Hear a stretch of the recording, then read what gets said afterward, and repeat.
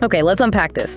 We are doing a deep dive today into a market update that it feels less like a slow, steady climb and more like a biotech rocket hitting escape velocity. It's a major swing, and it's happened really fast. The past few weeks have, I think, cemented a fundamental shift in global capital flow. And it's driven by, well, three powerful forces: extremely favorable macroeconomics, M&A volume that hints at record activity, and crucially, this undeniable wave of innovation coming out of Asia. Right. And our mission today is pretty simple. We've synthesized a whole stack of sources, corporate filings, market data, analyst reports, to give you the real signal that's buried under all the noise.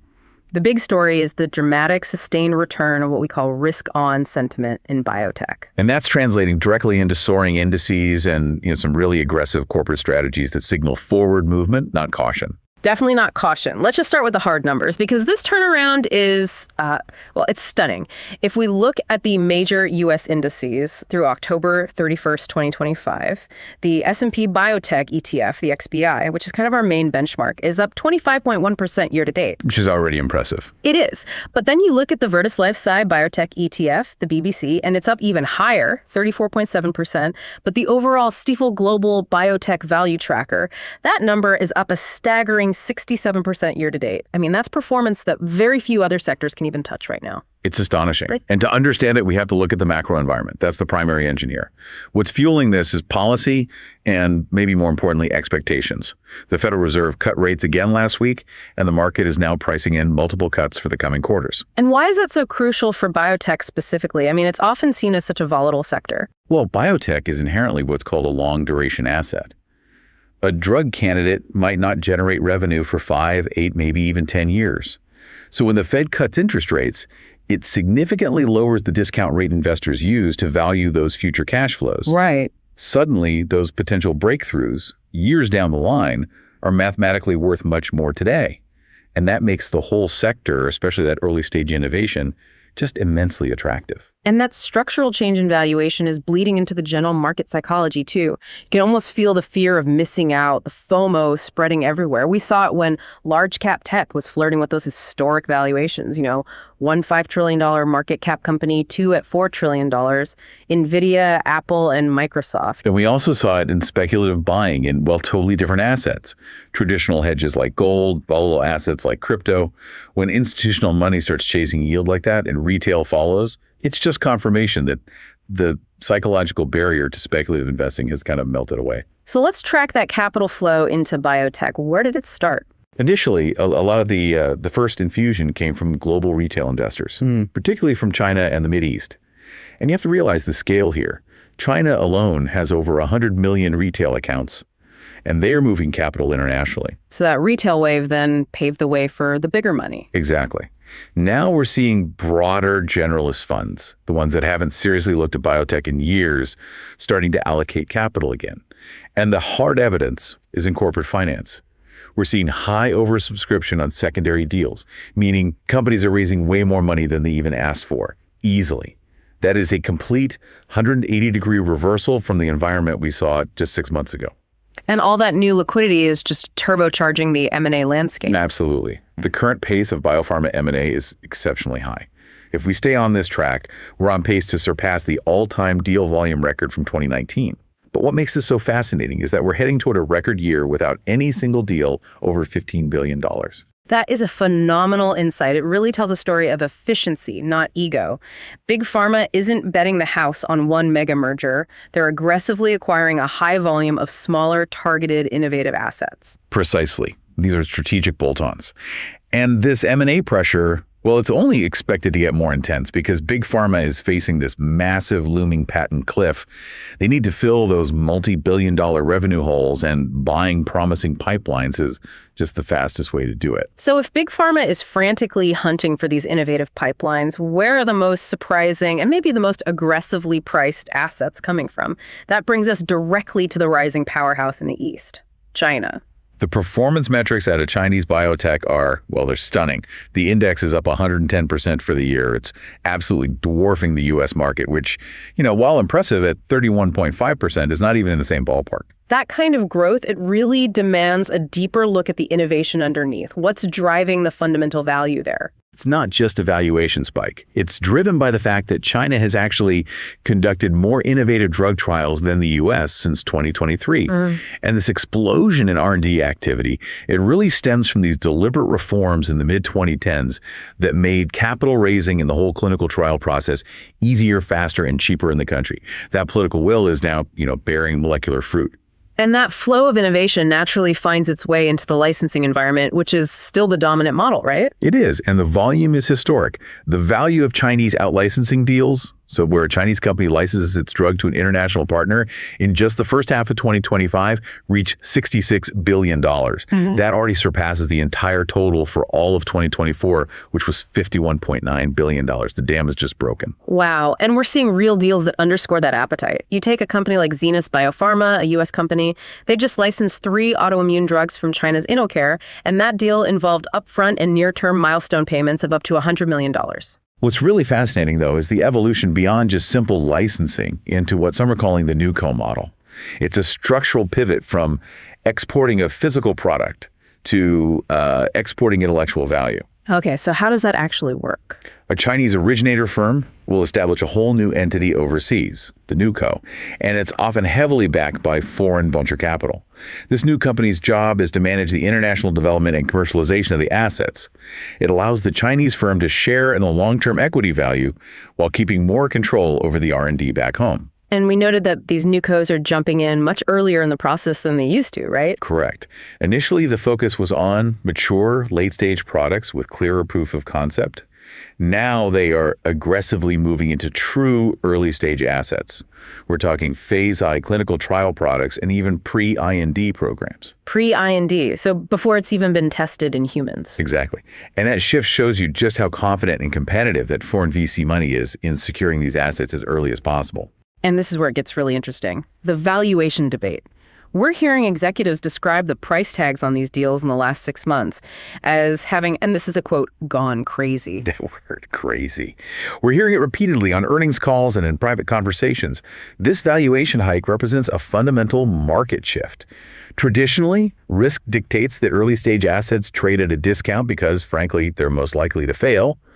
But today, assets with first-in-class or best-in-class potential are being valued similarly to much more mature products. So why the disregard for traditional net present value NPV analysis? What's driving that? It's competition and scarcity. It's that simple. Multinationals are competing not just against each other, but against these extremely well-funded foreign VC-backed NewCos. They're willing to pay a premium to secure truly innovative assets today because the penalty for missing out, that looming patent cliff, is far greater than the risk of overpaying by, say, 10 or 20%. They're prioritizing pipeline certainty over pricing discipline. The core question is whether these prices are, just pure FOMO, or if they actually reflect the true global value of high-quality assets in a market that's just starved for growth. The market is trying to find that balance right now. Let's pivot back to the U.S. giants and look at corporate momentum, starting with the story that has completely changed the definition of a blockbuster drug, the obesity blockbusters. Eli Lilly's results are absolutely spectacular. They blew past Q3 estimates and hiked their full-year guidance. They're now projecting revenue between $63 and $63.5 billion. The scale of their dual-action drug, tirzepatide, is just historic. When you look at Monjaro and Zepbound together, total tirzepatide sales hit $10.2 billion in a single quarter. Just to put that in perspective, Monjaro revenue was $6.52 billion, up 109%, and Zepbound hit $3.59 billion, up 184%. That's a company finding a multi-billion-dollar revenue stream in 3 months. It's defining an entirely new commercial market. But on a different note, we're seeing other large pharmas successfully navigating their own patent cliffs. And it's a testament to long-term strategy. Take AbbVie. Their overall net revenues were up 9.1% to nearly $15.8 billion, despite that huge expected competition against their historical giant, Humira. A textbook example of successful immunology rebalancing. They spent a decade preparing for that Humira cliff, and the numbers show it paid off. Global Skyrizi revenues soared 46.8%, and Rinvoq jumped 35.3%. Those increases more than offset the massive 55.4% drop in Humira revenues. But forward planning is just critical. Now, stepping back to the regulatory landscape, there's a pretty significant development from the FDA that could streamline drug development globally. Okay, what's the proposal? The FDA is considering new draft guidance that could potentially cut out phase 3 comparative efficacy studies for biosimilars under certain conditions. Okay, for listeners who aren't deep in the clinical trial weeds, what does cutting out a phase 3 comparative efficacy study actually mean? It's a huge cost and time saver. Phase 3 trials are the final, most expensive human trials to prove a new drug is just as effective as the old one. The FDA is essentially saying if the proposed biosimilar is manufactured using the same identical process, using clonal cell lines, and if you can prove the molecular structures are identical, you might be able to skip that final, massive, comparative human trial. It makes biosimilar development much more like the process for generic drugs. Which lowers the barrier to entry and speeds up competition dramatically. Okay, finally, we need to touch on the policy factor, which is always a key headwind or tailwind. President Trump's recent agreements with Pfizer and AstraZeneca seem to signal a policy shift toward making direct-to-consumer DTC purchasing a national priority. Right, the policy vehicle for this, TrumpRx.gov, it signals a kind of structural reset in cost management. This is about lowering costs through transparency and domestic incentives without imposing those formal price controls we've seen discussed in the past. And what are the specific mechanisms being discussed to get there? The strategy centers on reframing how pharmaceutical value is defined by linking affordability to domestic production and pricing transparency. Drug makers like BMS and Novartis are reporting frequent and constructive discussions with the administration. They're centering on complex topics like most favored nation clauses and potential tariffs. The goal is to lower out-of-pocket costs for consumers by directly challenging the supply chain. Let's turn now to our corporate spotlight. It's a fascinating microcosm of the risks in this new risk-on market. We're focusing on Ventyx Biosciences, ticker VTYX. Ventyx is a clinical-stage biopharma focused on inflammatory diseases, and their recent history is really defined by strategic contraction after a major setback. They're facing a putative securities class action that was filed earlier this year, and it stems from that painful decision in November 2023 to terminate their lead program, VTX 958. That's an expensive termination. They had to cut bait on their primary program. How did that hit their financial health, their burn rate? They moved very quickly to shore up the balance sheet. As of September 30th, 2024, Ventyx had about $274.8 million in cash. And that improved cash position is directly tied to a strategic amputation of their spending. R&D spending dropped significantly, $30.6 million in Q3 2024, down from almost $50 million in the same period last year. Wow, that's slashing nearly 40% of R&D in a single year. That shows management was determined to protect their runway. Exactly. This belt-tightening allowed them to drastically improve their net loss. It improved to about $106 million for the 9 months versus a $146 million loss in the prior year. So they've successfully shaved off over $40 million in losses, and management believes their current cash is enough to fund them for at least 12 months. That runway is critical, and it was also helped by some interesting strategic funding moves earlier in the year. Yeah, they executed 2 major private placements in 2024. First, in March, a common stock placement raised $95 million net. Then in September, they secured a strategic $26.9 million investment by selling Series A non-voting convertible preferred stock to Aventis, which is a subsidiary of Sanofi. That convertible preferred stock is the key detail. It's an interesting way for Sanofi to get a foothold. It is. It's a clean investment without triggering any kind of takeover concern. The stock converts at a rate equivalent to about $3.82 per common share.